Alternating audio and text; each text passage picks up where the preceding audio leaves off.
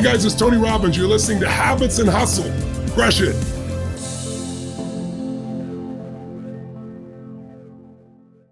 Today on the podcast, we have Josh Peck. Josh is one of the most recognizable faces of our generation. He is an actor. He's a writer. He's a stand-up comic. He's a super successful YouTuber, social media star. He's really done it all. And he really rose to fame with his hit show on Nickelodeon called Drake and Josh, which had 4 seasons. He's done multiple other movies, TV shows, and his latest project is his first book called Happy People Are Annoying. And it was hilarious. It's basically just a culmination of his years learning, growing, how he broke into the show business, the trials, the tribulations in a super honest, raw, hilarious way. I really wasn't expecting to love the book as much as I did, but I did. And I just really love Josh. He's super kind. He's really funny and so down to earth, which I love to see when someone has the type of success that he has.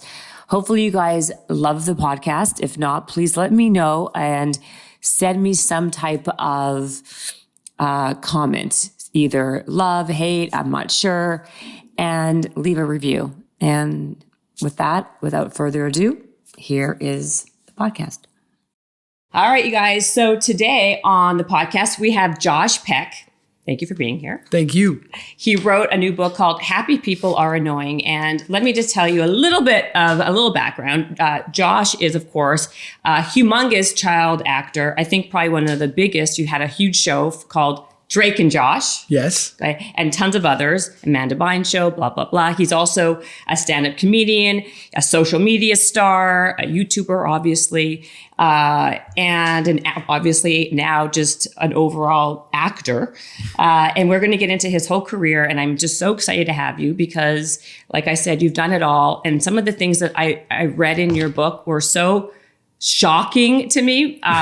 I really, like I said before we started, I loved this book. It's really, really funny. You did a great job. Oh, man, thank you. And I noticed also that you thanked Ryan Holiday, who's also a big writer who's been on the podcast. Oh, wow. Yeah. Did he help you with the book or? Ryan was an advisor on the book. Oh, okay. And if you like it, it's probably because of Ryan. No, I don't think so. Well, maybe. I got to give him all the credit in the sense of, I've been lucky enough to be friends with him for a long time and had him on my podcast, and we knew each other even before he was sort of this prolific author, modern day stoic genius that he is now. And wow, that's a really nice thing to say about him. Wow.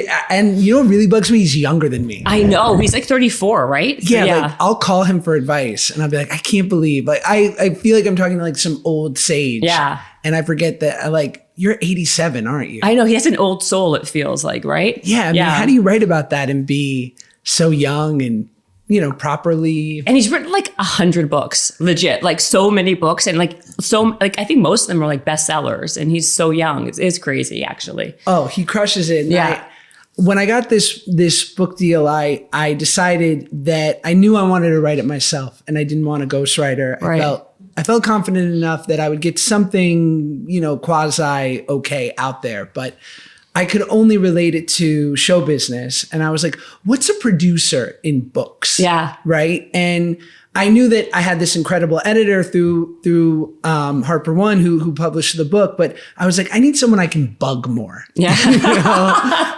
Totally. I get it. And I said to Ryan, I was like, I need a producer. I need someone who can read my pages, give me notes, tell me where I've sort of gone off track. And then I can take their notes and incorporate that. And he was like, yeah, I would love to help you. So he read every chapter and then kind of read it once it was all done.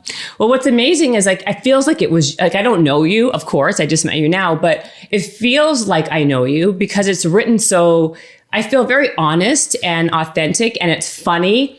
And it's weird because it's strangely even though I'm much older than you are, I think it feels relatable. You make it very relatable. Like there's a couple things or a bunch of stuff that you do talk about when I'm going to talk about it on this podcast. Then I'm like, oh my God, I totally understand what he's saying.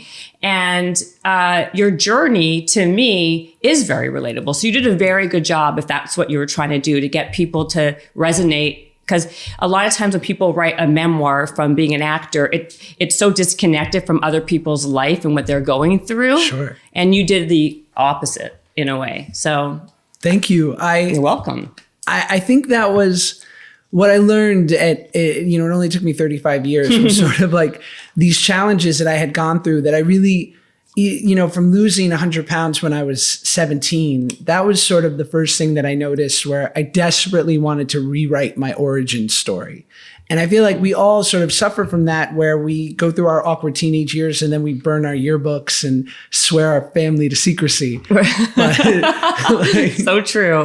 My awkward teenage years are in reruns. Yes. So I couldn't get away from it. And then I also feel like I'm that last generation where celebrities were mysterious and they would come out every 18 months to promote a film and do a talk show or something exciting, but they weren't on social media every day. Exactly. And like, first of all, let's even back up. Okay. So Sure. we start this book and it sounds like you and your mom are super close. Yes. And you call it like you guys are like a startup. Okay? Yeah.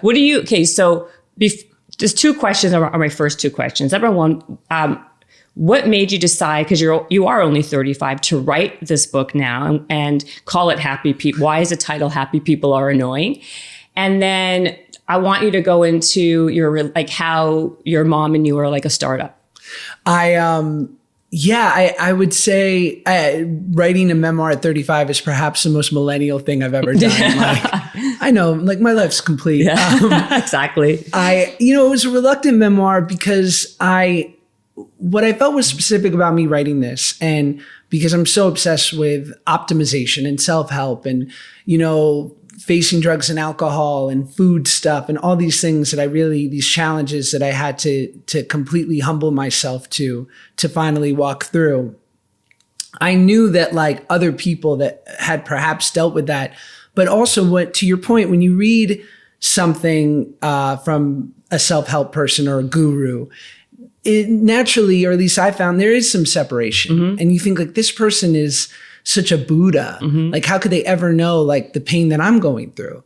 But I thought, well, they knew me. They saw my pain, mm-hmm. right? Like I could qualify it being like, I was there. You saw it. You watched me every week. And like, even though I wasn't telling you at 21 or 25 that I was desperately insecure, there's a lot of evidence to support it. Mm-hmm. So I hope that if anyone could find some similarities or a reprieve in the book, it would be aided by the fact that it was someone who they grew up with. Right. So they knew they weren't like being misled. But, I talk about my mom. I never met my dad.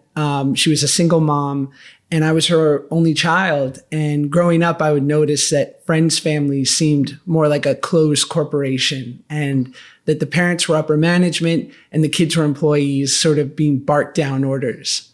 But my mom and I were like a startup. And sometimes the CEO has to sweep the floors and other times the assistant gets to pitch the big clients. Like we were muddling through life together. We were co-captains because we couldn't have that sort of standard parental child setting, just out of necessity. Right. Yeah. What was interesting also is that, and I couldn't believe that you did stand up at 8 years old. Yeah. I had to go back and read that again because I have a kid who just turned 9 and a kid that's turning 7. I can't even imagine that happening. So like, were you like, when you were like even smaller, what were you even like, how did that even happen? How did you even like get on the stage? Like that is insane to me at such a young age. Was your mother like pushing you? What was the, I guess the trajectory at such a small age to even do that? Well, you hear about, and you've worked with so many athletes, right? Like how many, it's perhaps not the best thing, but how many great athletes do we have today because of like admonishing judgmental fathers who were too hard on them on the baseball field? It's a ton. People like do their best work sometimes when you have a chip on your shoulder. That fuels you a lot of times. Was that kind of your thing? Well, I would say not in a negative sense, but I modeled myself, or I was seeking value from what I grew up in my environment knowing there was value because we were like a musical theater family. My mom is 77. She had me at 43. Right. So I would like, she missed the great generation of music. I'd say like, oh man, like what was Woodstock like? And she'd be like, Woodstock? So muddy. She's like, I was at a Barbra Streisand concert in Central Park. Like that's more my speed. Absolutely. Like, all right, much love, Babs. Yeah.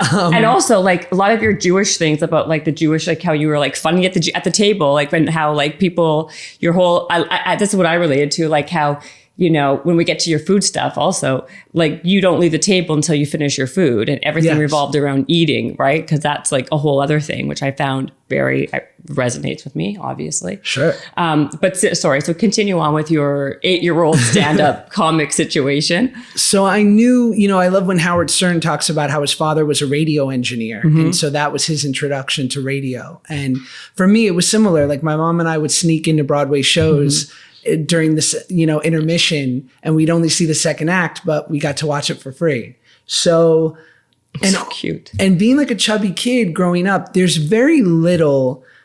very few things that can allow you to rise to the level of adult, mm-hmm. to get the respect, to get the eyes, the attention of a room. And you could be a great musician or you could be a comedian. It's kind of it. And so as soon as I saw that my mom had this natural proclivity for being funny, and imagine being a woman and a businesswoman in the 70s and 80s, like what my mom had to contend with in the business world, she was like, oh, F this. Like mm-hmm. I'm going to need an arsenal to make sure that like no one tries to run me over. Right. So I would watch her go into rooms and just take them over and be like, the comedy is here, sit down and buckle up. Right. And so as soon as I saw that at 8 years old, that I could too possess that power, I was like, oh my gosh, this is what I've always been searching for. But obviously, like people can say that funny is one of those things where either you're funny or you're not. Do you know what I mean? You can't like, you're born that way, and then you can like work on that craft and that skill, right? Yeah. But like there's some people who no matter, like you can recognize funny, but you just can't be funny. Yes. How did you even have that? Like how did you even hone that at such a small age even? Yeah, I don't know if there was anything inherent except that I come from funny people, but I think so. It was obviously a genetic. It fought kind of you were already had that gene to be funny. I think that, and it was also aided by sometimes I'll be around very attractive people and they'll try to go tit for tat with jokes or something. And in my mind, what I want to say is, I'm probably funnier than you, but I would have traded it all to have your face. Right. I'd trade it all. Like, seriously. But yeah, it's like an old saying, like funny people are usually funny for very unfunny reasons. Yeah. So you said that in the book, and I thought that was very astute. And also you say that, there's a lot of things you can be, but no one's ever too funny. You never hear, oh my God, that person's just too funny. They can be too smart or, too this or too that. But when you're funny and you talk about this, then it also you kind of lead the narrative. Like you can, if you are overweight and you're uncomfortable and insecure, to your point where you're saying like, people are usually very funny for very unfunny reasons. Like you learn other ways to kind of, build your arsenal, I guess, for people not to like bully you at that age or any other reason. But so and then how did you tell people, because it's in the book, but how did you end up on a stage like at 8? Like that was, to me, this is what chutzpah is in its like real way. And for those of you who don't know what chutzpah is, he's going to tell you, but how you did that at 8 years old is truly like, it's like a drive that most people at 8, 7 don't really have. It's one thing to be funny. Were you driven by necessity also because your mother was a single mom and you kind of had to figure it out? Like, can you talk about that a little bit? Well, for any of our listeners who aren't totally familiar with Yiddish, which I'm sure is not a lot, but for the couple out there, chutzpah is like balls. Yeah. And it was a perfect storm. Like I was this only child and I was obsessed with TV and sitcoms. And so I was just watching them for my enjoyment, but through osmosis, I was learning the rhythms. And then I also had this defense mechanism because I was overweight and felt like I walked into every situation at a disadvantage and that I had to win you over because you made a snap judgment about me the moment I walked in the room that I didn't deserve all your respect. Now, maybe that was in my head, and probably there was some evidence to support that, especially at that time before the great sort of body positivity of the last sort of decade. So all those things combined made me uniquely able to sort of hone this, for me, what was kind of like a superpower. And then I started doing like a little bit of kids theater, and I would excel at that just because I was like chubby and ambitious and willing to do anything. And then there was a magazine, I don't know if it's still in print, called Backstage, which was like the actors' newspaper in New York. I don't know how I got my hands on it, but there was a classified section in the back, and I was 8 years old. My mom and I were struggling, like didn't have a lot of money, didn't know what was going to be next for us. And all I saw was this ad for a kids talent management company called Sid Gold at Gold Star Entertainment. Shout out Sid Gold. It's amazing. And I met him, and he was like, if you can get 5 minutes of stand-up together, I can get you booked at a club. Like, it's kind of my thing. And I was like, what a niche. Like, wait, so okay, again, so then you went to the back of Backstage. You called this guy yourself? Probably. I mean, this is very unusual at such a small age. I mean, that just shows, again, you had the gumption and the drive at such a small, which is, again, is that an innate thing? Is that, because how do you learn that at such a small age? Was your mother very aggressive because she was trying to make money to support you guys? So you saw that in her?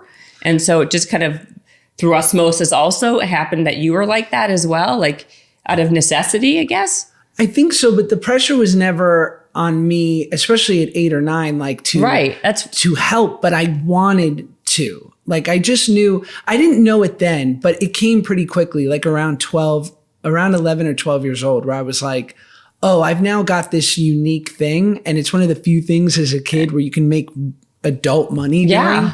And I desperately wanted to feel security, and my mom gave it to me as best she could, but she just we were limited. Yeah. And so I just remember specifically thinking like, I don't know if I was aware of it at 8, but certainly if I like did a deep dive with my shrink, he'd be like, oh, if you followed if we really track this, right, you were seeking some sort of security.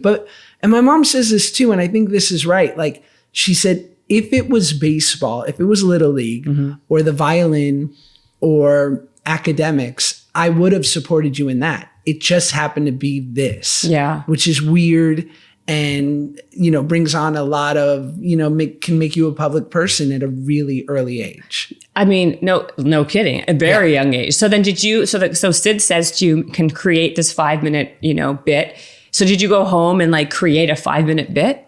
I did. I basically like stole jokes from my mom that I'd heard her tell around the dinner table for years. I did impressions of my grandmother and made fun of kids at school. And, it was like a tight 5 minutes. And I'm sure I was getting some pity laughs at the novelty of this 9-year-old being up there, but it started really working for me. And I started doing it at clubs all over New York. They'd sneak me in through the back so they wouldn't lose their liquor license. Right. And it sort of culminated in doing, Rosie O'Donnell's show, the Conan O'Brien show, and becoming like a stand-up that's on late night and midday with Rosie. Right. Yeah. But just, still. Yeah. A wild sort of thing. And I slowly like would move up as far as managers and agents went. Sorry, Sid. Right. Appreciate Poor you. Sid. Believing in me from Jump Street. I think Sid's still crushing it. Oh, really? Yeah. He's awesome. Oh my gosh. So why did you leave Sid if he was so great? I mean, I hope he'll take me back. I mean, maybe he will. I don't know. You kind of left for a while there. It's been a small sabbatical. Yeah. But I believe in Sid. He's a forgiving dude. So he must be old now. How old is Sid? Like 100? Yeah. I mean, 70s, 80s. Wow. He's probably still crushing it. Amazing. I'm sure. He's like, now he has Julia Roberts. Oh, really? No, okay. I was going to say, oh my gosh. Well, Sid Gold's like, well,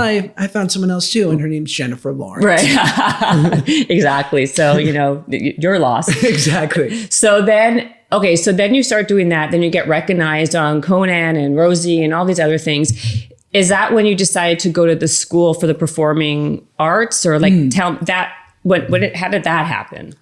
Yeah, so I basically, my mom, again, we were going through like a really challenging summer because most of our life was like fairly middle class-ish. But then as it goes with someone who's like a self-made business person, the way my mom was, we would hit some rough times. And I remember we were in this little studio apartment, and it was the end of summer, and we'd sort of been displaced. So now I couldn't go to the middle school that was in my district. I didn't have a district anymore. Oh, right. And so it was late August, and she looked at me and said, why don't you audition for that school, that performing arts school we've heard about? And I thought, why not?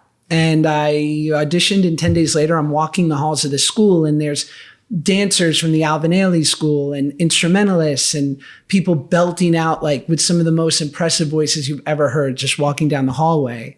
And so I used to be a freak in a school of normal people, and now I was just like a freak amongst freaks. Right. The musical theater kids. And then there were also these kids who were on Broadway or on television shows and movies. And suddenly I was like, oh, like my Jewish relatives who up until now have always said like, this is a cute hobby, like, but you're majoring in business. Right. Or you're going to be a doctor or a lawyer, or you should be. Yeah. Yeah. You need a backup plan. And I say in the book, I'm like, what am I, a Boy Scout backup plan? Like, suddenly I saw all these people who were doing the thing that I loved and making a living doing it. And I said, oh, I'm all in.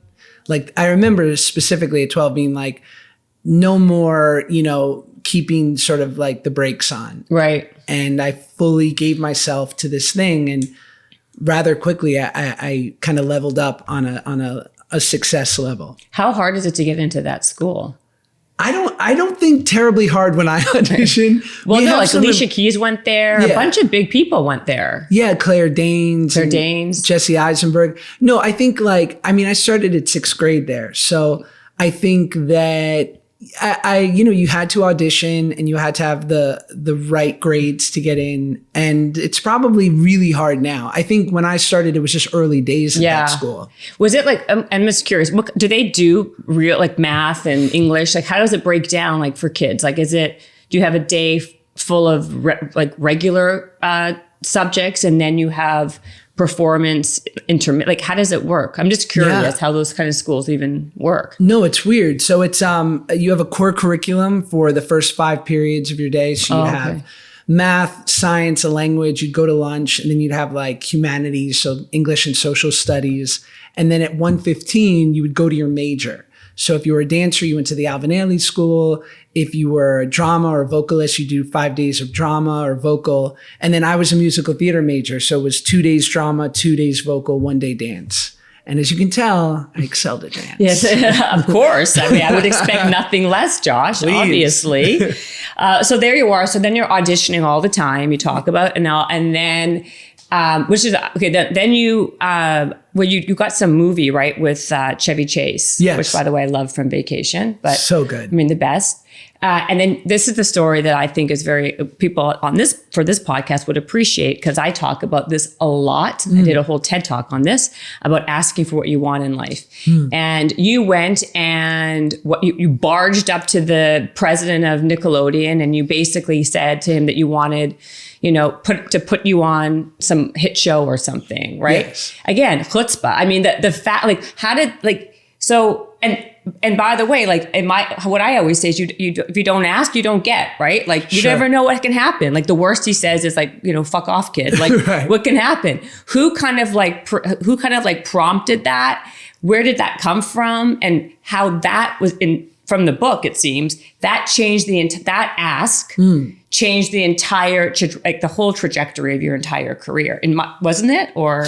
Absolutely. I mean, here I am doing this film, like never been out of the country. I remember my agent called my mom. I was sitting there eating chicken nuggets and she's like, he booked the movie. And my mom was like, what do you mean? Like the movie that he auditioned for, he got the part. Like, you're leaving for Canada in 5 days. Hope your passports are ready. Right. And my mom was like, we don't have passports. Right. And so, we fly to Canada and I'm filming this film and Chevy Chase and Chris Elliott, Gene Smart, like real heavy hitter, incredibly talented people. Was that movie a success, by the way? It was. Okay. And it was with Nickelodeon. And I remember I'm like making this guy laugh one day, giving him my best sort of bits from stand up. And my mom sort of that you stole from your mom. Yeah, mostly her. Yeah, your mom should have bought the show then. But anyway, I know. Don't plant that in her head. You know, I'm sure that's in the back of her mind for the last 20 years. But you know, she sidles up to me and she goes, "You know who that is? That's the president of Nickelodeon. This guy Albie Hecht." And I said, "Great." She's like, "You know, there's that show that you've been dying to be on your whole life, All That, which was like SNL for kids. Right. She told me you want to do it." And I said, "Okay." And I don't know how I summoned the chutzpah except for the fact that I was 12. So I really had no amount of like, insecurity didn't take over till another year or two. Right. It's also like naivety. It's a real strength, right? Because you don't know, right? Like who cares? Like you don't think about that. You're not overthinking that. Oh my God, he may say no. The failure. People don't do things like that because they're so scared of the rejection or the failure. You don't have that. Also, the auditioning. You're so used to just being like no, no, no. It kind of just didn't even occur to you that that would be something that was kind of outrageous for a 12-year-old to ask. Yeah. David Mamet has this great quote where he says like, the easily shamed will never learn. Right. And I think that's true. Great one. I think it's really true. And so I mentioned it to him and, you know, I attribute Albie to like, throughout life, you'll meet a lot of other people on boats who are like sort of wading the same storm that you are. But like sometimes you meet the water and when they rise, they lift you up with them. And that was Albie. Like he was one of those rare people that had the power to really give you a shot. And he was willing to take that shot on me. So 9 months later, we got a call from him and he said, "Josh, I want to tell you, you're going to go be on the Amanda show and I'm going to move you and your mom out to California." And it was the call that changed my life. And to my mom's credit, in addition to all the things she did for me, like I was sort of on the fence. Yeah. Because I was like, leave New York? Like, you were on the fence. Because I had no comprehension of that. I was like, things are going great now. Right. Like, I love this school. We've got some money. Like I did a movie. Like and Amanda's show wasn't all that. I didn't know it well. Right. So I was just kind of like, and my mom sort of having the foresight, she said, "Listen, this is huge." She's like, "Try it. Let's try it for 6 months. If you hate it, we'll come back and we'll never have to do it again." And to her credit, whenever people say to her, as I already said, like, "Did you know Josh was going to have success?" She's like, "No, I just knew it was like the only thing giving my chubby son confidence and joy. So I wanted to support him." That's amazing. I mean, so was Amanda big at that point? Massive. She was already massive. Because I can't, the chronological order, like what was she doing before she did the Amanda Bynes show? All that. So she was on that show. And so that's why they gave her this show. Yes. And then, wow. So in the 9 months before, like after the Snowy Days movie, and then I'm telling you, I read your book. I know you don't believe me. No, I do. I was like riveted by this. That between, and then by the way, it's not just, I'm old and I'm in my 40s and I liked it. So I'm just letting you know, people, okay?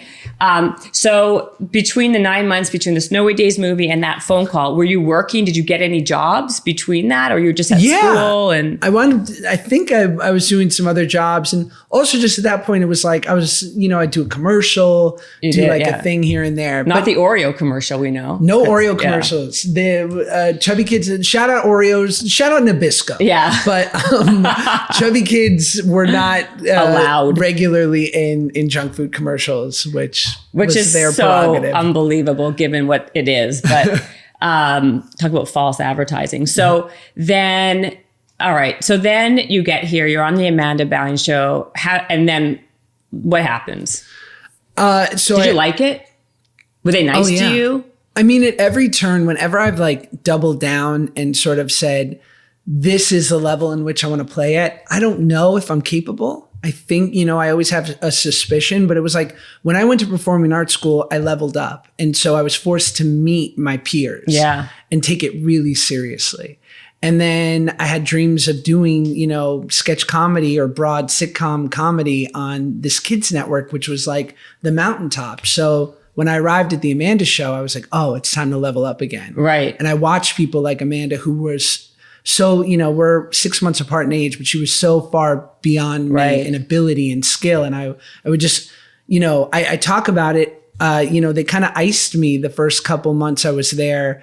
as far as like, they didn't know who I was. And I had sort of been pushed on them by this president of the network a little bit, or like highly suggested. Yes, highly suggested. They cast me. Yeah. And so they were like, we got to get to know you. Like, so, but instead of being resentful or like, why am I playing waiter number 3 in sketches? Yeah. I would watch Amanda and people like that and try to sort of reverse engineer what was their sparkle. Like, what was she doing that made it so compelling and funny? And at this time also, you were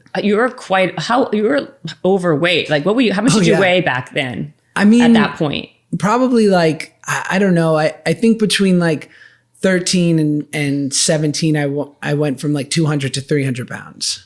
But I was also really, I wasn't this height. Like I was not holding it well. Yeah, exactly. It wasn't like balanced based on the, No, I didn't look like I played, offensive tackle for Alabama. Right. I just looked like I was in a bad place, blood glucose wise. And that's, so were you the only very overweight kid at that time frame? Like, were you always getting those roles? Was that? It was certainly a small pool of us. Yeah. But especially at that time, and I talk about it in the book, like people would say to me like, oh, you're heavyweight or you're overweight and you want to be an actor. Like, oh, you're going to be like John Candy or Chris Farley or Belushi, which by the way was in certain ways the greatest compliment ever, because those guys are geniuses, except that I knew that's not what they were saying.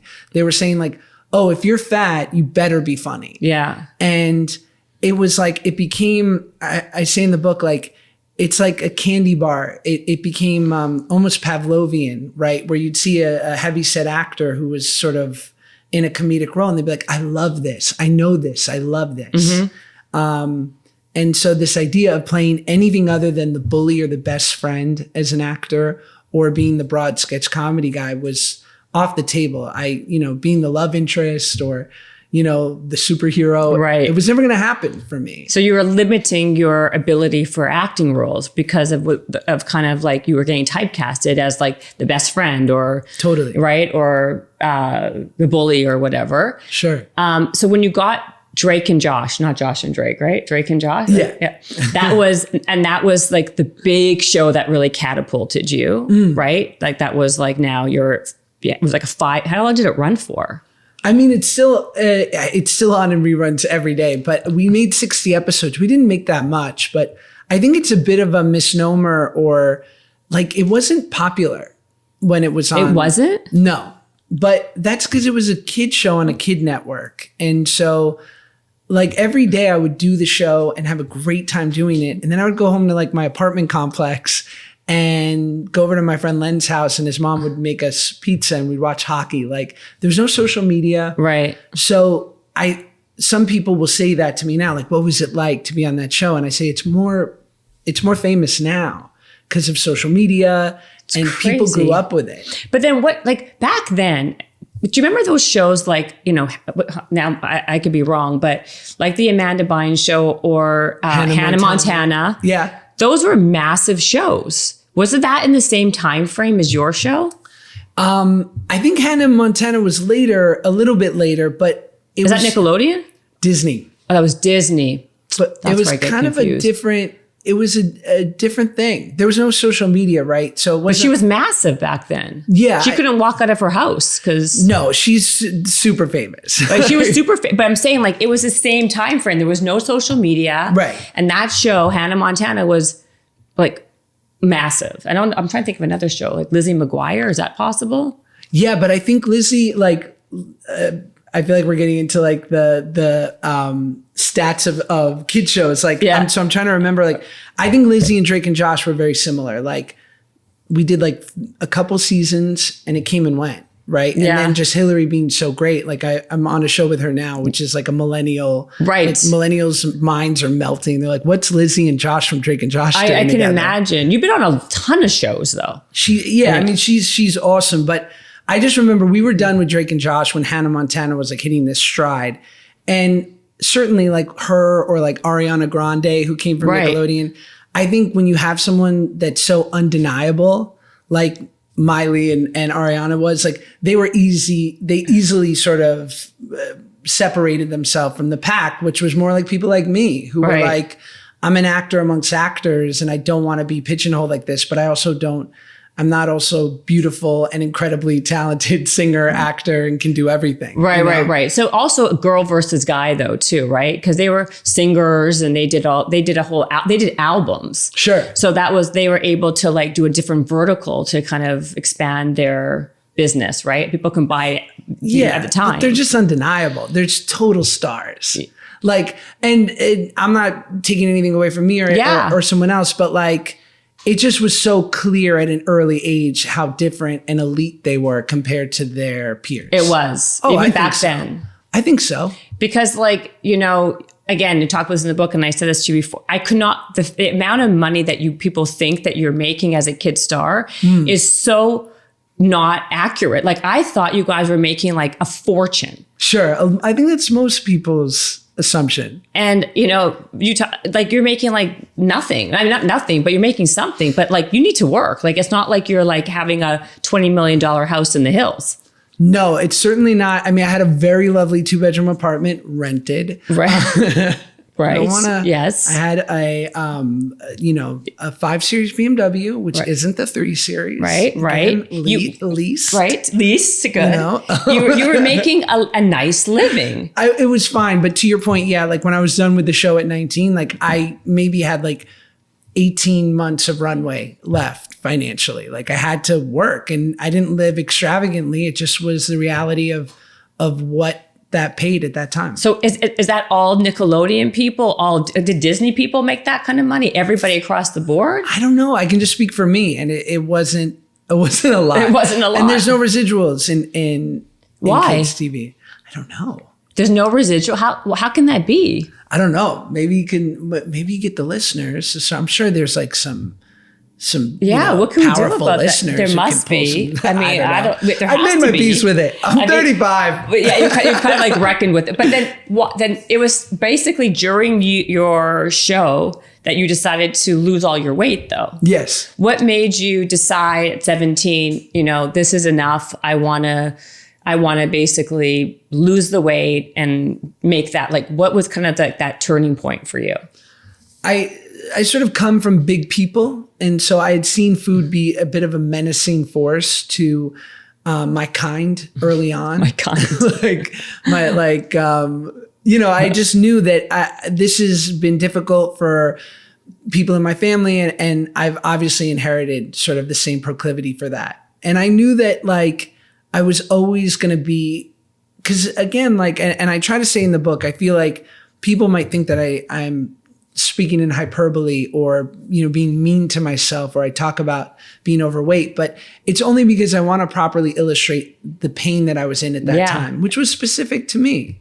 Like there's plenty of guys I knew growing up who had a belly and would take their shirt off at the pool. And I was like, oh my God, like you're a superhero. Right. And they don't care. Didn't care. Yeah. I just wasn't that way. Right. And so when you were eating, by the way, when you were doing all of this, in your head, were you thinking, oh my God, like what am I doing to myself as you were eating so much when you were doing this? Or that wasn't a thought in your head? No, I don't think I was that self-actualized at all. I just was like this, it's not great. And the people that love you, especially like your Jewish Yenta grandmothers, like, or aunts and uncles are just kind of like, you really need to, watch it. Maybe you don't need thirds. Yeah. Let's keep it to seconds. Let's keep it. But with that, like part of the Jewish culture, and that's why I said in the beginning of this podcast, is the fact that everything is around food. Like you socialize around food. Sure. Everything is like, when you're thinking, for me anyway, when I'm eating breakfast, I can't wait to I'm thinking, what can I have for lunch? And then when I'm at lunch, what am I having for dinner? Like part of that, like becomes part of your psychosis, like, is that part of like how it started for you? And it kind of just went from there. I don't know. Yeah. I mean, I'd love to blame Judaism, but I do. I blame it all the time. No, I don't blame it. I'm kidding for those of you who are listening. Okay. But yeah, because like to your point, you're right. And then yet, like, especially being in LA, which is such an incredible food city, and there's so many different, like, but nobody eats.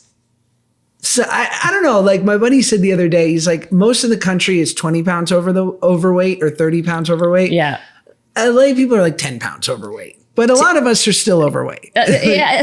Not to judge. I just mean it's like. I feel like it's like kind of, I see the opposite. I feel like everywhere else in the world, people have like, they're a little more meaty. Here, I feel like people have 2 helpings, like 2 like spoons of their food and like leave it. I'm like, how can you do that? Like, it's like it kind of bothers the principle of it. Like, I don't understand it. I find people here on the big scale are much thinner. Maybe you're right. Maybe 10 pounds sometimes, but I mean, if you were ever going to be in a little bit more shape, it's probably, we're vain us LA people. Yes, we are, sure. Right? Like, and it's hot. It's always warm outside. So you're wearing less clothes. So people are much more tuned into that. Yes. But okay. So anyway, so I digress. So then you decide at 17. So what was the turning point again? Like, you're just like. Yeah, I think I was sick and tired of being sick and tired. I tried it my own way so many times to poor results. And you did try a lot before that? Yeah, I think I was like the only 12-year-old on Atkins. Oh, you were?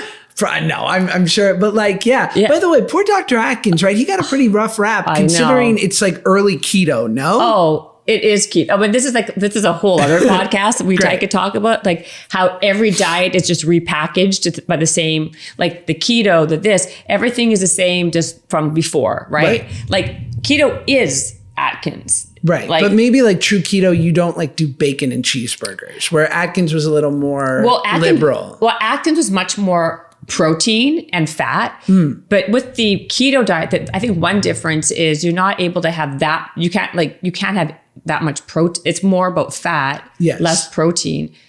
I don't know, but it's like, it is Atkins. Like at the end of the day, it's like don't eat carbs. And like, that's basically, or sugar. Yes. Right? Isn't it? And aren't they all kind of like that?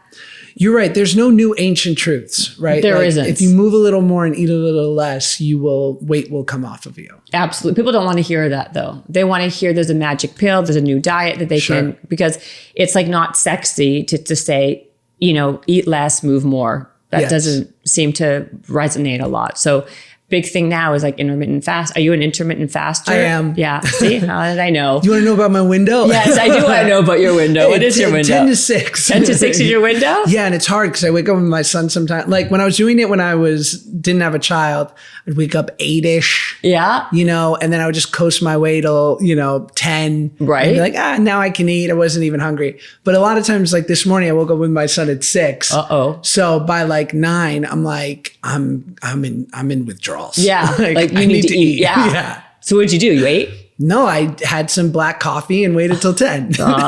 Did you have anything in the black coffee, or you won't even do that? No, because it breaks your fast. It breaks your fast. Yeah. Oh my God. So there's that. So when you did that at 17, you weren't intermittent fasting at that point, right? When did you start this intermittent fasting? I mean, and when I say that, like, I'm not great at it, but it's like, what's truly allowed me to keep weight off for the last 15 or 20 years almost is I've become so adept at eyeballing calories. Yeah. And thank God I've beaten myself into a place where I love working out. Yeah. And so if I can sort of eyeball what I'm eating throughout the day and know that if I have a dessert, then I can take it easy on dinner or like just make up for it throughout the day. And then if I add a workout in, there's a good chance that I will stay at the weight that I'm at. Right. So you kind of like modify as you go. Yeah. So then at the age of 17 though, what did you do? Did you do the Atkins diet? Well, so basically what was a turning point in what we had talked about before, I wound up doing this movie called Mean Creek, which won the Sundance Film Festival. And I played a bully, but he was a real person. And he was like incredibly misunderstood and had a learning disability. And it was the first time I really got to like act and play a real human. And it's this heartbreaking movie. And you wind up hating this guy. And then halfway through the movie, your heart breaks for him. And I remember like just the response was incredible. And I was hooked on this idea of like, I can't wait 10 years. Like there wasn't Judd Apatow at that time who was like making guys who were not sort of classic leading men famous. Right. So I was like, there's not going to be another part like this for a really long time. So if I want to get into that arena and really contend, I need to be able to transform. And I can't do that at this weight. I'm just not comfortable. Right. So I just started, but it was the first time that instead of doing Atkins on a Monday, falling off on a Wednesday, and eating poorly till the next Monday, right, I said, I got to move a little more and eat a little less.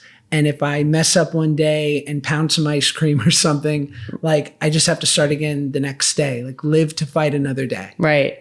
How did you, so it was just more the desire for those, that was like the motivation, right? Like you wanted to play these other roles that were more meaningful. So you stayed on track. And if you didn't, you kind of just, you were more consistent basically. Yeah. I remember people were like, are you sure you want to do this? Like, cause you kind of have a niche like carved out here. Yeah. And you're going to be going up against, if you look normal, you're going to be, or I shouldn't say normal, but if you become like more of a typical normal size, average size, you're going to be auditioning against Jake Gyllenhaal. Yeah. And I was like, Jake who? I know. Who cares? Yeah, I got him. And I'm glad things have worked out for Jake. Shout out Jake. Nice guy. But I just was like, if I could be a movie star but I had to stay this weight, I'd rather just not even do it because I'm not comfortable. Wow. And it was when I came to terms with that I really was able to spend the next 2 years, losing about 120 pounds. How long did that take you? 2 years. Wow. That's like unbelievable because that takes super dedication because it's hard to even it's hard to stay on path like that because you don't see the other side, right? Like sure. The desire to do the other stuff was so powerful for you.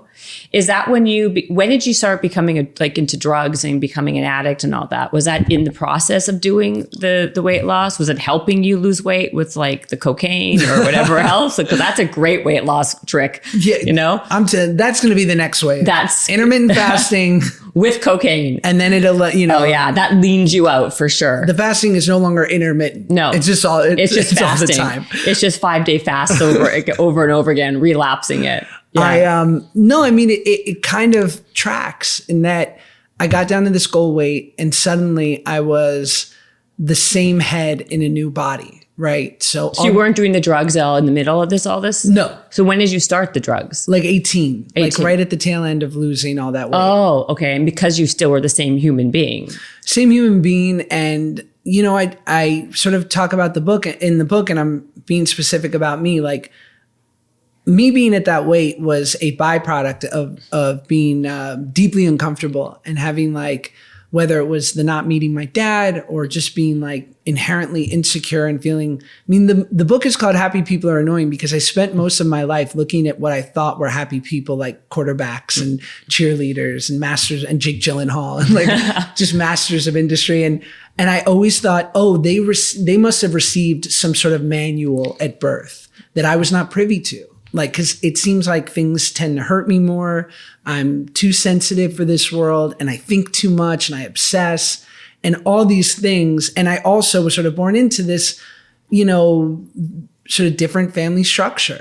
So at every turn, I'm like, I'm different and I think different and this is going to be rough. So I carried that on and food was sort of my first sort of attempt at numbing and kind of quieting those thoughts. Mm-hmm. But then I thought I hit the finish line and then I was hit with this next wave of oh no, good job losing the weight, but now we've got to deal with your head. Right. And when I discovered drugs and alcohol, I was like, oh, this is so much better. Yeah, it's easier for sure. So much more efficacious, so few calories. No calories, that's right. Well, drinking has a lot of calories. Yeah, I wasn't a big drinker. You were. I was going to say, a lot of Jews are not big drinkers. They more fall towards the drug side. I hate to say it. But so basically, what was the first, who got you into them? What made you start that besides the fact of what you were going through? Who kind of pushed it to you? I was just, you won't tell me probably. My agent. No, joking. Yes, exactly. Sid. No, it was a girl. It was a girl I was totally in love with. And or I thought I was in love with. She was just very nice to me. And at 18, having sort of restricted myself from parties and dating and stuff, because I was just, Did you date a lot at all? Or did you date at all? I was going to say at all? Between Never. 16, 15, even though you were kind of famous, even though you don't think you were famous because kids shows are different, you didn't get girls? No. Ever? I'm sure there were some lovely girls out there that totally would have thought I was adorable, but I was not capable. I was like, I had a governor on myself. Wow. And I would dream of the day. Like I talk about this in the book. I'm like, I had lost all this weight and I was at the hot tub in my apartment complex. Yeah. Showbiz is pretty, it's pretty cute. And I was living a pretty fancy life. Right. Playing hockey with your neighbor. Yeah, why not? Yeah. In my prefab apartment in the San Fernando Valley. And these kids, like these 19-year-old kids walked into the pool area. And I was like, and normally to that point, I would have waddled upstairs and like alphabetized my DVDs, so dreaming about the day when I'm like, one day I'll go up to those kids and, I'll go to the club with them. But I was like, well, if I'm ever going to do it, it's now. Like I had lost the weight and I talked to these kids and we wound up going to like these house parties and I became a total cliche and I was exposed to things I'd never been exposed to, like drugs and a girl who I thought liked me. And so when she offered it, I just kind of said, why not? And what was the first drug? Was it cocaine or was it? Yeah. That was your first drug ever? I think I'd smoked some pot before. Okay, but that's like a big leap, like, just a little bit of pot. I'll go to cocaine. Well, but I had never seen it. I was like, right. Oh, that's stuff that's from movies. That's so true. It's like less than zero. But like, yeah, like I didn't realize I had never seen drugs sort of in real life. And I just remember that when I decided to do it, like she had offered it to me before and I wasn't interested. Yeah. But I so badly wanted to be normal and right. typical, or what I thought was typical. Right. And fit in and totally. And I was like, what could be more, to this point, I have done, like I've fallen into no tropes of normal adolescence, right? Like I've been working my tail off. Right. And also feeling very limited just because of how insecure I was. So here I am, like, this is what 18-year-olds do. Right. They like hang out with girls and sometimes they do a little cocaine. Yeah, a little cocaine, exactly. And I remember thinking, like, I have no interest in how this makes me feel right now. I just hope she's watching.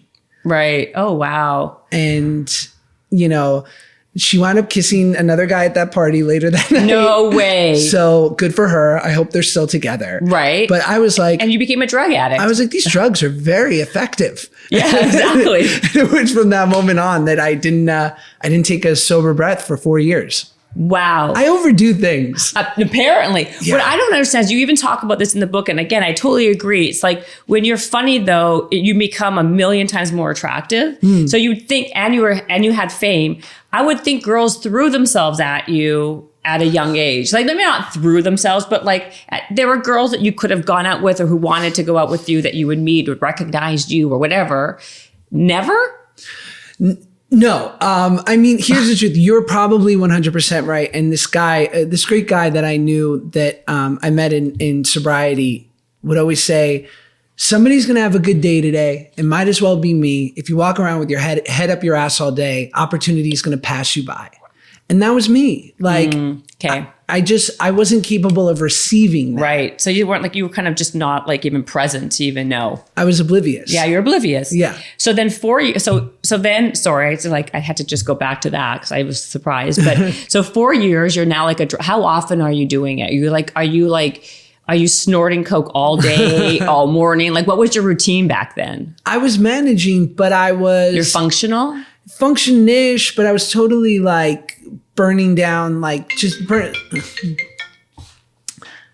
very professional over here, Josh. Listen, I've been there. I was just burning down my life in the sense, like, I was just a cliche. Like, what I felt was sowing my wild oats meant that I was just unreliable and in many instances unprepared and putting myself, at risk. And I'm glad there weren't camera phones at that time, because I feel very lucky that I'm the one sort of outing myself instead of like a bad mugshot. Right. Well, because you were saying you were an addict between 18 and 22-ish? 21, yeah. Oh, 21. Like 17 to 21-ish. Because your show ended at 19 and then you went right into, you did a few movies, whatever, right? Nothing like to write home about, right? You talk about. That was more after that. I kind of got like a big movie right after that. Oh, which one did you get after that? The Judd Apatow one. Oh, that was a Judd Apatow. Okay, so I thought it was the other movies that you were like, you went to somewhere and you did one with like Chris Brown and all that. When were those? Those were like after I got sober, and that was like kind of to pay the bills. Oh, okay, that was a pay the bill. Okay, so you got fun movies. Right, exactly. You can get them on. It's called Battle of the Year, and it's a 3D dance movie I did with Chris Brown. Wow. And I met my best friend, one of my best friends while doing the movie, so it was very worth it. Okay, well, there you go. You got something out of it. So while this was going on, your show ends, and that's when you got the Judd Apatow movie, like right after that? Yeah, pretty soon. And you were like, let's talk about that, the whole thing, because like you were like a drug addict at that point. Yeah, I was sort of totally, I was in the throes of my disease, but more so I was just a total cliche. But I felt like, what movie? How'd you get the part? Like, talk about that part. I auditioned for this movie. It was with Owen Wilson and Danny McBride, and Judd being sort of like the oracle of funny people that he is. What's it called? It's called Drill Bit Taylor. What is it called? Drill Bit, like a drill bit Taylor. Yeah. Is it out? Yeah. Oh, did it do well? Yeah, I think it did fine. Oh, okay. Yeah. Okay. I never remember that one, but go ahead. It was, yeah, I mean, it wasn't his biggest Pineapple hits. Express. Yeah, it wasn't Pineapple Express. Okay. But it was a really funny people, and Seth Rogen wrote it, and with a friend of mine, and Seth was one of the writers, I should say. But yeah, I basically just like, I auditioned, and I remember Judd saying to me, like, you're not right for who you auditioned for. You're not right for this character, but you're funny. Like, he's like, so why don't I just write you in a small part, but come hang out on set and like write jokes for other people, just be around, and we'll figure out ways to put you in scenes. And does that happen? It's so rare. And if Judd says that to you, you're like, it's sort of, yeah, you're being anointed a little bit. And now you have to show up. And it wasn't anything like overly, it was just like a bunch of bad decisions in a row or bad behavior. It was just like being a little late, being kind of tuned out. Cause I just was like, I had just finished a show I was on for 5 years, and I felt like I was making up for lost times, just being like an unreliable kid. Right. I just wasn't capable of being what he needed me to be at that point. So I basically just squandered what could have been an incredible opportunity, because he really knows how to make like stars. Yeah, especially like funny Jewish guys. He's a master. I was gonna say, like, you're like perfect. You're primed for that position. He's such. I got to say, like, Judd has always been, even then and still now, he's been incredibly good to me, and like a total class act. And so for years, it haunted me. For sure. I got sober, pretty soon after that, and I was like, oh. And while like I've totally made my peace with what came after that, it certainly was like high on my list of like people that I needed to properly like make right with, because he was so good to me, and he's one of the best dudes. So so that whole experience, so he told you to come on set and like just basically, did you like a utility player? Yeah. Did you end up writing any jokes for anybody? Did you like connect with Owen, or did you do any of that stuff? Maybe a little, but certainly I didn't take advantage of it in the way I could have. Right. Yeah. You squandered that opportunity. I think that's probably the best way to say it. Yes. And so by the way, since then, because that was when you were 19, 20. Yeah. Have you ever worked with him since? No, but like if I ever do get the chance, like I don't want it to, because in a weird way, if I was working for him, I'd feel like he's yet again doing me a solid when I owe him. So I like, if you ever need someone to do extra craft service, or like hold a light or a boom, like I'll do it, whatever he needs for free. Like why not, right? I owe him. So you never so you said that you ran into him recently or something, but since then, before that, you never ran into him for all these years? No, we ran into each other a few times, and I was able to apologize. And again, like, as are most things in our life, like I feel like when something like that happens, or we feel like we've really messed up. Right. So much of it is like your poor deeds or your misgivings, like it weighs heaviest on you. Right. Because I don't think Judd's thought about me. Doesn't care. Exactly. I just think it was like, oh, he's not the guy I needed, so I'll move on to the next. Right. But I'm glad that I've been able to sort of to make it right. So then what prompted you to end up becoming sober then? Was it with that experience that you're like, oh shit, I screwed up that, I have to kind of get my act together? Or what kind of... Yeah, there were so many moments like between ruining relationships and close calls and also just breaking my mom's heart like on a daily basis, which is corny, but it was totally killing me. So she knew that you were like in trouble. Yeah. And she tried to help and you just wouldn't let her, or you just denied it, or what like happened? Because you guys are really close, it seems. So I think she just kind of knew that she was powerless. Like people are powerless. Totally true. With people who are addicted. And I always say like, you know, when we're in our disease, like, you know, you become nuclear and you radiate everyone around you. Like, and it's only the people who have the guts to walk away. But like, who can make that choice? You know, I have a 3-year-old son now. And like, I think about, God forbid, if you walk down that same road, like how could I ever detach myself, which is really the only thing you can do until that person finds some sort of kind of recovery. Like, how could I detach myself from this kid? Like, he's my best friend. Like I can, even if he was totally self-sabotaging himself, I would do everything in my power to save him, which might not be like the healthiest way. But yeah, I just, you know, I don't know if I've talked about this on any podcast yet, but I talk about it in the book. So here I am and I'm 21 and these things have like all sort of compounded over years. And I wound up in that time doing like one of the best movies I'd ever done, which was called The Whackness. And it's with Sir Ben Kingsley and Method Man, and it goes to Sundance again. And now like I'm there and I'm thin and I'm in this movie that I'm proud of. And I'm not a fucking kid star anymore. I'm a proper actor, like with a night, I'm acting with Gandhi. Like, oh my God, I've arrived. And I remember sitting there and like, and who did we mention earlier? Tarantino's at the screening. I'm like, the GOAT, the greatest of all time is here watching this thing that I'm in. And I woke up the next morning and I was like, I got to get out of here. Because I just felt totally uncomfortable. It's like that Groucho Marx quote. Like, I never want to be a part of a club that would have me as a member. Like here I was, I thought I'd arrived at the finish line and I was deeply uncomfortable. And I was like, get me out of here.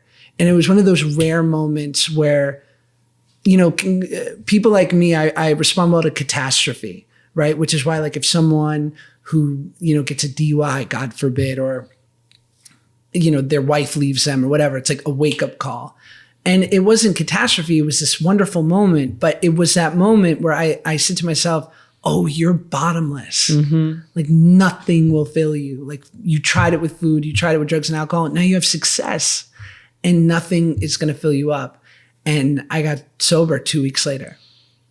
That was like, I like acted. And I certainly, had I just like thrown that in the back of my mind, I was like, yeah. Maybe I just need to be a superhero now and that'll make me feel okay. Right. I could have kept going, but thankfully those rare wake up moments, if you take advantage of them, you can make a big change. Absolutely. You gotta be like very cognizant of those moments though. But so because weren't you playing a superhero? Was that the Chris Hemsworth one? What was that one? That was just a big action movie. Oh, that was a big action movie. Okay. And so then how did you transition then? Okay. So then like, thankfully you got sober. What happened between that and then making the jump? Because you were very successful. You are very successful on YouTube or Vine. And like, how did you, because you didn't have that audience, you didn't have those followers. Because now you said in the book also, like now, if you're off a show, you have all these followers who follow you to the next project, or could you have your people? How did you kind of like make a name for yourself or kind of grow this huge following on social media? Well, and what made you do it? Besides the fact that necessity, I guess, like everybody else. Well, to your point, like I think it was this perfect storm, but we all have a version of a perfect storm in our life where we're uniquely able to take advantage of something that, you know, I think about so many times. There were so many moments where I would get, before I really sort of devoted myself to learning how to properly act and not just sort of leaning on the fact that I had some sort of natural comedic ability. There were so many times where the feedback from an audition would be like, he's too big, too like shticky, like broad sitcom comedy. Like that works for that and kind of only that. Right. And I was like, well, it makes sense. It's where I learned it. Yeah, exactly. That's my whole career, you know? Yeah. Exactly. But social media and Vine videos specifically being 6 seconds long, like I really benefited from that kind of sense of humor because it was 6 seconds. It was really hard to be subtle. Right. You had to capture people quick by being big and funny. And so I had that training. And then I also just, I knew how to do a setup and a punchline in 6 seconds. Right. And comedy is economy. No one ever says, oh, that joke was great, but it could have been a little more wordy. Yeah, exactly. So it was perfect for you. The Vine was like a perfect setup for what you were trained and know to do. So so that was your first Vine. And so how many followers did you have on Vine? So I started out really early on Vine and I just did it for fun. And I was also in a unique place in my career where I'd just been having these natural ups and downs, and I'd do a big movie and then I'd go over a year without that and have to worry about how I was going to pay my rent. Right. So wow. I'd been at the mercy of the gatekeepers for, 15 years now. Totally. And it's maddening. I mean, I know so many actors like me who are in their 40s or 50s and eventually, and they go, I would have loved to have a wife and kids, but I never had the stability that I needed. Totally. And so at 24, or 25, when I started to have success in this thing, and I was really lucky because I talk about in the book, like I had this apostle, my buddy Rami, who was really big in social media early on. And he said, whatever this thing is that you're doing, don't let anyone tell you what it is because they don't know. He's like, I work for a social media company. I don't know. Right. He's like, it's 2013. Yeah. He's like, but having hundreds of thousands of people following you, telling you what they like, is really powerful. So I would suggest you lean into this and don't be afraid. And I leaned in, and 3 months later I had, 9 million followers. In 3 months? Maybe not, maybe like 4 or 5, but within a year I had 9 million. From like when I started to mid 2014, I had 9 million followers. And then, so when Vine closed or stopped or whatever, closed, whatever, how do you say it? Just stopped being there. What was your next platform? Was it TikTok, or is it Instagram, or were you doing it all, or what? Yeah, it's sort of like having this big presence in one place allowed for it to sort of be I guess you'd say, like, disseminate to all these different places. Right. So I wound up getting a nice size following on Instagram and Twitter. And then inevitably when Vine went away, I knew I had to make the leap to YouTube because that was where people like me could go to continue to make good money. Totally. And to also have some success. But again, it was doubling down on this thing that at the time I was doing it was sort of looked at as, you do this to become legitimate in TV and film. Isn't that crazy? You don't go backwards. It's reverse. It was exactly. Now it's the reverse. Like, you need, that's why I said out of necessity, like, you have what, 12, 13 million followers on Instagram. Sure. Like 8 million on TikTok. Yeah. 3.67 on YouTube. I saw all their stats, right? I mean, like, so like now people will put you in a movie just because you have good stats, and then you can bring people. And like people, like, that's what they're doing with everything else. It's like not even about anything. That's what people are looking at in terms of, well, he has the audience that will watch this movie or do this show. Yes. And they never had that before. So now you have the power in a way, right? No, it certainly helps. And you have to, I mean, the master of it is The Rock. Like, that's like a whole other, I mean, he's that's ridiculous. Well, I think this is coming out in March, but when we're recording this, it's a week after the Super Bowl. Do you think The Rock did push-ups before he introduced the teams at the Super Bowl? Yeah, maybe a couple. He looked pumped. Yeah, he looked really pumped. Small waist. Good for him. He looks, by the way, he's not a kid. He's about what, 45 years old now? Yeah. How does he have such tone on his muscles? Like, I cannot believe it. I think genetics don't suck. For sure. Genetics don't suck. But he's the most disciplined dude. Most disciplined. And the nicest. The nicest. The big ones, the undeniable huge ones always are. It's the middle. It's people like me in the middle that are usually jerks. I was going to say that, actually. That's what makes you so impressive, actually. No, I swear to God, I know you're saying it as a joke, but like, in my experiences, the ones who are like just massive like him are so nice and kind. It's their people that are usually assholes a lot of times. Sure. And then the ones who are like the biggest like jerk offs are the ones who are like trying to be like The Rock, or they're like, they haven't gotten there quite yet, but they're kind of famous. Mm. They're the worst. Oh yeah. But you're not. You're great. Well, thank you. I mean, I'm really lucky. That's a backhanded compliment on my end. I didn't mean it that way. I took it as a front hand. Okay, good. So I'll take it. Look, I talk about, I say this at the end of the book. I say, there are moments where I'm like literally looking at my son, like blissed out, like I'm having this bliss of like watching him like do something as innocuous as playing like on a gymnasium floor. Yeah. And I'll say to my shrink, who I've known for the last 20 years, I'll say like, cause it works. I'll say like, I can't believe how good my life is. Like, I don't deserve this. And he'll say to me like, of course you do. Like, I've known you for 20 years. I've watched you walk through this. Like, you didn't cheat it. Like, you did the work and like, you deserve this. And while I am inclined to trust a clinician of his caliber and someone that I've paid this much money to, I was going to say, like the equivalent of a nice size, mid-sized sedan. Oh, more than that, probably. For 20 years. I mean, he has your house in the hills right now. Yeah. Well, shout out SAG Insurance, who covers most of it. Oh, okay. Yeah. Okay. Exactly. While I think it's important to accept that what he's saying, because I think he is right in many ways, but secretly in the back of my head, like I know who I am. Like I know where I came from. I know what my mom had to face to give someone like me an opportunity. And I know like, be it the food and then drugs and alcohol and just like my own ego stuff. Like someone like me shouldn't have a life like this, the way I'm built, like at my core level. And it's only by doing the right thing over and over again that I suddenly got like the life of a respectable dude. Yeah. I mean, you say that, but all jokes aside, you kind of, like you said, you do the work, you show up, you're very consistent, but you also seem to be like, you have a very good like soul and heart. You seem like a very good human. You do. And that's karma too, maybe too, you know, like it does seem like things, you know, everyone's life has ebbs and flows, right? I mean, you've just had more of them maybe, but, how much, can I ask you a couple more questions? I know I've been like talking. Sure. Like, so now that you're now on YouTube and like, are you now making so much more money than you ever did as like an actor? Because like, that's where all the money is, right? Like now with all now you have all these people like Instagram, social media, that's where the money now starts to pour in, no?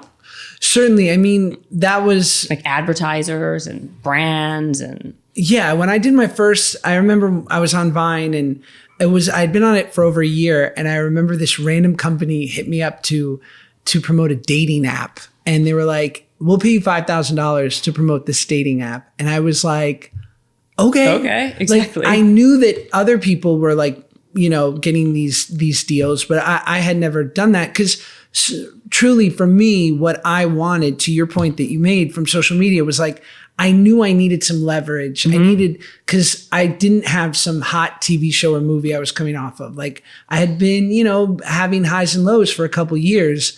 So in many cases, the feedback from my manager from an audition would be, they think you're great, but like this guy's just coming off a way cooler project than you. Right. And so they're going to go with him. So I thought, at least now I have a little leverage to be like, well, they can, you know, I can help promote the film or whatever it is. Totally. But another byproduct was, you know, I say like people aren't paying a 10x multiple on commercial ads for the Super Bowl for the love of the game. No. It's for the eyeballs. It's for the eyeballs. It's all for the eyeballs. I mean, so are you also now doing a ton of, for people who are listening, I mean, yes, you also have access to a lot of other people who can help build each other's social media. Like, are you doing tons of collaborations? I mean, YouTube I find to be, and I'm, you know, the YouTube is the one I find to be the most difficult. It's very hard to grow on YouTube. The algorithms are very difficult.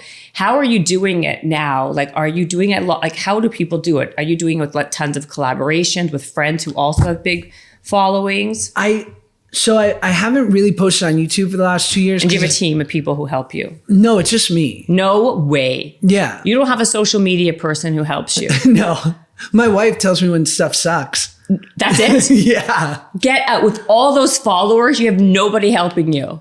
Yeah, I mean, I'm sorry for this. So by the way, I just want to say Josh and I are in my kitchen because my podcast area is being refigured, and it now smells like paint. So you might die of poisoning. I apologize. Solid. Hey, sober 14 years. I'll take a freebie. Oh, exactly. I was going to say, you're going to get high off these fumes. I'm so sorry. No. Go ahead. Yeah, I think it's probably why I have the following that I do, just because it's very honest. Super authentic. Well, you're authentic. It's just me. But the thing is, the amount of, I'm talking even just content-wise, the amount of content that you have to make. How much content are you making? Again, like now it's, like 2 years ago, I wound up doing this show called Turner and Hooch for Disney Plus, right. which is still on, isn't it? Yeah. Okay. So it took me to Vancouver for 8 months, and but slowly throughout, like, social media was great. And at the height of it, I was, doing better at that than I'd ever financially than I ever did as an actor. Cause it just was this moment where I had attached myself at a really early time. How much can people make on social media when they have millions of followers like that? I don't know what other people like. You hear these stories. They just came out with a report that Mr. Beast, who's like the biggest YouTuber, made $55 million last year. Crazy. Such a nice guy too. Yeah. Well, there you go. So lovely. He's lovely. You should have him on. I was going to say, I'm going to write that on my little piece of paper, Mr. Beast. I did read that, by the way. And He's he is good massive. people. Yeah. Is he? Yeah. Are you friends with him? Yeah, we're buddies. Okay, good. Will you make an intro for me? I don't know if we're that close. Okay, well, then who needs you? No, just kidding. Or like the D'Amelios, like people. You hear of that's crazy. Unbelievable wealth that's achievable. But another one's Addison Rae, who's making more money than God right now. Yeah, I think it's they're lucky to be really good at a time where their abilities are rewarded on social media. Okay. You said the word abilities. What are these people really famous? I get, because you are a comedian, you're an actor, you have talent. Some of these people, what are they famous for? I don't know. I wouldn't. See, you don't know either. Most people don't, by the way. I try not to. I really just try to stay in my lane when it comes to that stuff. And I also don't know. I don't want to be that grown up. And I find myself doing that at times where like there was this great meme, because I keep talking about the Super Bowl, that was, if you're hyped about this year's Super Bowl show, it's time for your colonoscopy. And I was like, hilarious. That's awesome. Yeah, that is awesome. And that's me. Like, right. I literally was like, finally, something great. Yes. I'm sure there were 15-year-olds that were like, where's the baby? Yeah, exactly. And Juice WRLD. Well, RIP Juice WRLD. But of the music that they care about. Totally. And I don't ever want to be that guy, because I grew up with those adults who were like, yeah. And it's so cute now to tell That's millennials true. and Gen Z people to F off because you have no taste. But I think we've been doing that through history. And we don't know, because we're not at that. We don't know what we don't know too. You know what I mean? Obviously something resonates. Something's tracking. Mm-hmm. We don't know what it is. And I don't know what it is, but it's something, obviously, because if 100 million people are legit following some of these people, it is insane. It's like we were sort of there when, Kim Kardashian came to fame. Mm-hmm. If you make fun of Kim Kardashian, you're corny. Mm-hmm. If you can't respect her and her business acumen, her ability, and maybe because she didn't start out as a traditional ex or but she forged her own path, and she's certainly doing it at a level I never could. So while I might not watch her reality show, I can totally respect her as a badass businesswoman who's crushing it. Crushing is an understatement. Right. No one ever thought in a million years that they would have the longevity that they have. I mean, it's been how many years have they been super famous? It's not even, it's insane. Oh, and by the way, my wife and I met Chris at she's a beast soiree. Yeah. She was so nice. Really? Lovely. Lovely? Lovely. She's like a beast, that woman. I mean, the whole family now have offspring that they're going to be famous until 3,000, 2099 plus. I mean, they're never going away. You know? They're crushing it. They are. Yeah. It's unbelievable. So then how are you growing it now? What's your new, what's in it? What are you going to be doing now? What's your next? I've sort of moved over to TikTok a little bit just because it's sort of Vine done better. Yeah. Strike Me Down. But it seems like we've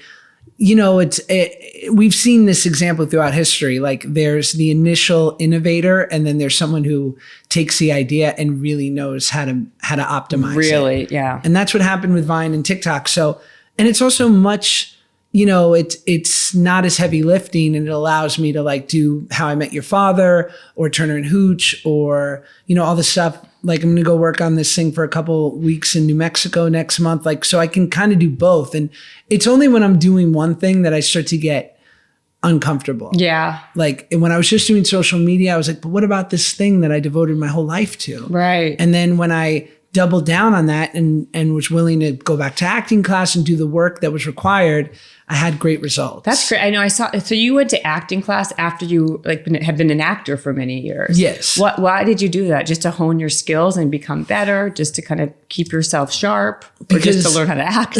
What if you're, what client of yours would you look at them and say, are you nuts? If they said to you, I know you're going to say like, be a coach. Everyone needs a coach and all this stuff. That too. But like, what if one of your clients said, but I worked out in mid-December? I knew you were going to say that. Right? Yeah. And no, I totally agree with you. Are you nuts? Exactly. It's consistency and honing those skills and keeping them sharp. But you're right to say, like, we look at actors because it's like alchemy, right? Like when acting's good, you can't put your finger on it. Right. It's like you look at an athlete, you go like, oh, he must have worked the hardest, like had the most reps. Right. Like, but you watch an actor and you go like, wow, they must just be blessed. Totally true. And there is, of course, to any great at anything, there is that sort of intangible. But usually, like, it's the thing about Kobe, like win or lose, he was doing free throws after the game. Like, totally. When ability meets obsession, it can be pretty awesome. You just said it. The ability meets obsession. You have to be obsessed. No one's ever going to reach greatness with like doing something like kind of sometimes. Yes. You have to have that obsession. I really do believe that myself. So I understand that. So you're doing acting now. Do you do it all the time? Are you back and class? Forth? Yeah, classes. Yeah. So like when I was doing this new Disney Plus show and I was like the dude on it, like every Sunday night we would meet over FaceTime, my coach Sharon and I, and we go through the script. And then everything I do now, I'll just kind of, and sometimes it's a little, and sometimes I'll play like this part I'm playing on How I Met Your Father is just kind of like a sweet, funny dude. And I'm like, I kind of know this. Yeah, like, exactly. I think I can probably handle this. But most things where I'm like, I want to challenge myself or it's out of my wheelhouse, I love to get her take on things. That's amazing. Now, what's the role that you want the most? Like if you could have any role, what would be your next? I don't have it. You don't? No, because I used to have those dreams and then like, whatever the right thing, like whatever the next thing is the right thing. I just want to be challenged and I feel really lucky that I have these two things working for me, or like I'll write a book or social media or acting. Cause like, I know that if I was like the funny neighbor on a sitcom, I might feel soul crushed. Yeah. Because it's a lot of time too. And I don't mean to make light of it. It's a blessing, and anyone who can make a living as an actor is really lucky. But I am lucky enough to say, like, I don't know if I want to spend 8 months a year away from my kid, right, doing something that I don't think is great just to make a living, and having that other sort of opportunities. I'm incredibly lucky. Now, is there any kind of advice that you've been given that you live by? Or I know you love Ben Kingsley, right? Yeah. Allow a good life to be the result of good living, and the good days, or what do I say? The bad days are here to teach us, and the good days are here to remind us what we're fighting for. And I'm full of them. I'm full of, plenty of recovery isms and like slogans. But another thing I always like is help your fellows boat across help your fellows boat to the other side and yours too will cross. I like that. Be of service to other people. And I had a podcast for a while, and my friend Dylan Lowy, who... Not anymore? I have another one called Male Models, a new one. Oh, I just saw it. It's brand new, right? Yeah, me and my buddy Joe. Yeah, I saw that. And when I interviewed Dylan, who was a speechwriter for President Biden, really impressive guy. And he's like, I asked him something similar, and he was like, my number one advice in life is do favors for people. He's like, because at the very least, just the good feeling you get is your instant repayment. Like you're instantly repaid. But also, secondly, you're putting out goodwill into the world and it will find you again when they have the opportunity to pass on something good. Totally. I agree with that. Who's that? Who's that guy? Dylan Lowy. Oh, Dylan Lowy. Okay. Yeah. And what is your podcast about? Male Models. It's just me and my buddy Joe talking about like the headlines and stories from our life for 30 minutes a week. Oh, that's fun. It's fun. Just a comedy podcast. That's totally fun. I feel like was there another? I feel like I didn't even look at my sheet one time, but that's because my printer wasn't working. But I feel like I've asked you like a crap ton of questions. This has been great. Thank you for having me. No, you've been amazing. And like, I feel like if I have, did I forget anything? He's like, Will's like, please wrap this already. Well, the book is called Happy People Are Annoying. It is, I really do. I recommend it no matter what age you are. It is a very good read, super well done, very funny. I know what I wanted to ask you, but now I forgot it again. But is there who are your favorite comedians? That's that's like a simple question. Oh man. I mean, I always say growing up at like 9 years old, my best friends were like Jim Carrey, and it was, my best friends were Billy Madison and Ace Ventura and like the Fresh Prince of Bel-Air. That's right. Oh, well, yes. Those were my heroes. But now, I mean, I really like, my new favorite obsession is Chris DiStefano. He's got huge podcasts, huge comedian, crushing it, but he's pretty damn funny. He's good. Everyone loves Sebastian. He's very funny. Sebastian is so crazy good. He's amazing. And he's clean. Can you believe it? He's amazing. He's like the new Jerry Seinfeld in cleanliness. Or like so Jim Gaffigan's amazing too. Yeah, they're all like, those three guys are Jedis. Bill Burr's a genius. Beyond. Sebastian's so rich. Oh, unbelievable. He sells out Madison Square Garden twice a night. Oh, he's awesome. And he seems like a really good dude, like beautiful family. I'm happy for him. He's amazing. He's a really good, he's one of my favorites. And do you hang out with a lot of different celebrities and actors, or do you have like a bunch of different friends? No, I like civilians. You like civilians? Yeah. Okay. I love it. Okay.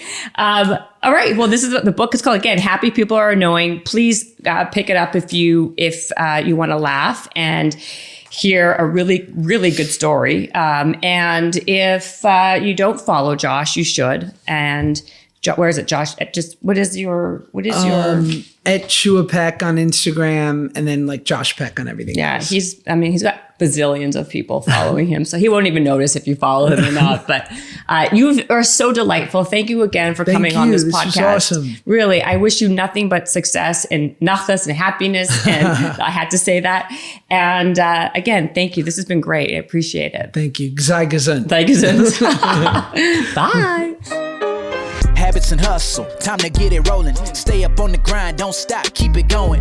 Habits and hustle, from nothing into something. All out, hosted by Jennifer Cohen. Visionaries, tune in, you can get to know them. Be inspired, this is your moment. Excuses, we ain't having that. The Habits and Hustle podcast, powered by Habit Nest.